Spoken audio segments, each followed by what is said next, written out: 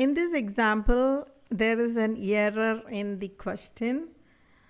If I look at the question given to me, it's not an exponential function. What I'm seeing is a constant function, because you all know 3 to the power of negative 1 means it's actually 1/3, right? Which is a constant number. So this is actually a constant function.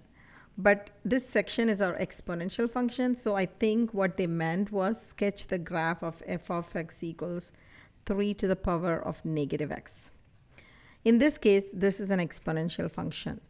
Now, you need to go back and read and understand what an exponential function is. And in a simple way, you can look at it like, since the base is a number and the exponent is a variable, it's an exponential function. But there is some restrictions on what the base can be and what the exponent can be. So please go back and look into the reading and make sure you understand that, okay? Okay, so one way of graphing this function is by the normal old way, just going and picking some independent variable, which is x values, and finding the dependent variable, which is 3 to the power of negative x, which would create coordinates, and then you can plot them on the graph. Like for example, if I pick x as negative 1, 3 to the power of negative 1 is actually negative 1, right? So which would be 3 to the power of 1, which is 3. So negative 1 comma 3 will be one coordinate. If I pick 0, 3 to the power of negative 0, which would be 1. So 0 comma 1 will be another coordinate. If I pick positive 1, then I have 3 to the power of negative 1, because negative is already there, so which is giving me a 1/3. So 1 comma 1/3 is going to be my third point. Okay, so the same way I can keep on creating more independent variables, and finding the dependent variable, I can create a coordinate. But for this problem, I'm going to use my calculator since I have this facility. You can find the graph of this by plotting it in the graphing calculator. So I'm going to use 3 to the power of, again, use this negative sign and not the minus sign, negative x.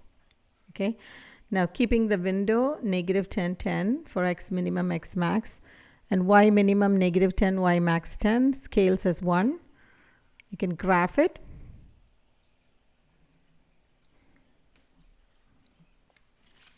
And you see that this is an exponential function.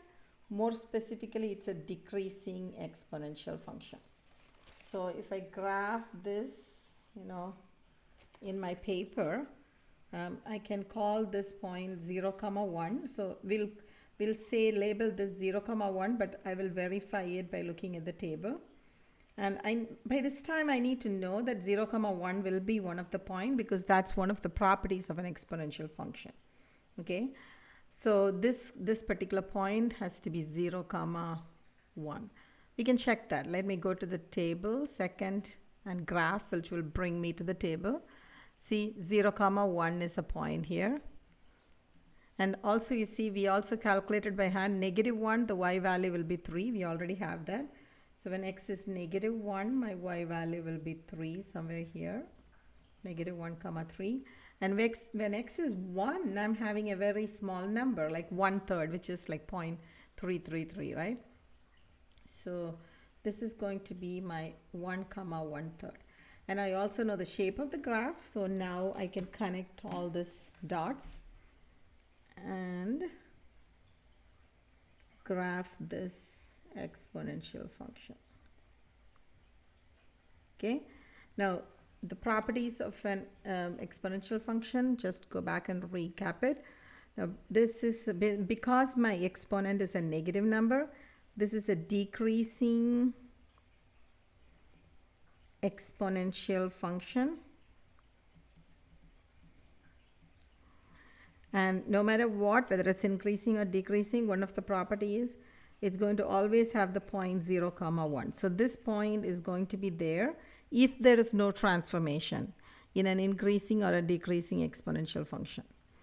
Now also there is another way of finding these coordinates depending on the base, because so if I have my exponential function in generally f of x equals a to the power of x, and then since a to the power of negative x, I know the 3 points are going to be negative 1 comma a, 0 comma 1 and 1 comma 1 over a. So these are the points that it might have. Again, it should be from the reading. You might get this information from the reading from the textbook. If you have any questions, please feel free to ask.